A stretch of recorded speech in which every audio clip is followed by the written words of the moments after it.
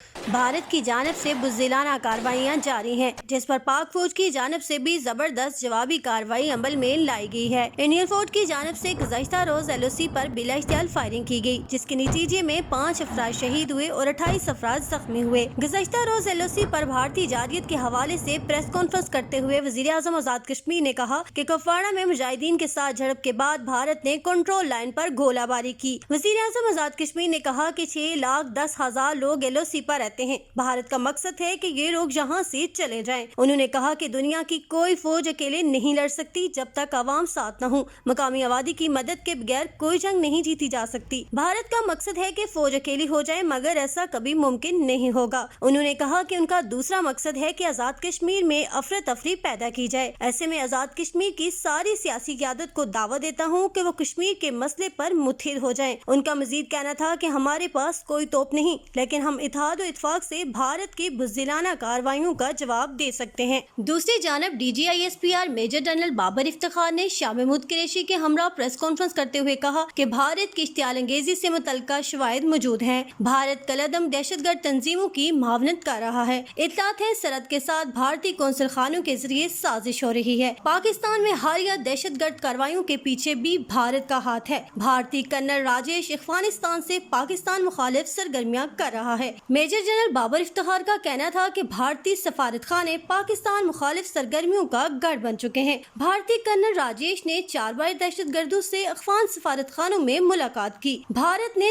30 داعش کے دہشت گردوں کو پاکستان منتقل کیا۔ بھارت کالعدم تنظیموں میں اربوں روپے تقسیم کر رہا ہے۔ ان کا کہنا تھا کہ عراق کی طرف سے ٹی ٹی پی کی معاونت کے ثبوت بھی موجود ہیں۔ دہشت گرد تنظیموں کو مختلف ذرائع سے رقم فراہم کی جا رہی ہے۔ بھارت دہشت گردوں کے تربیتی مراکز کی پشت پناہی کر رہا ہے۔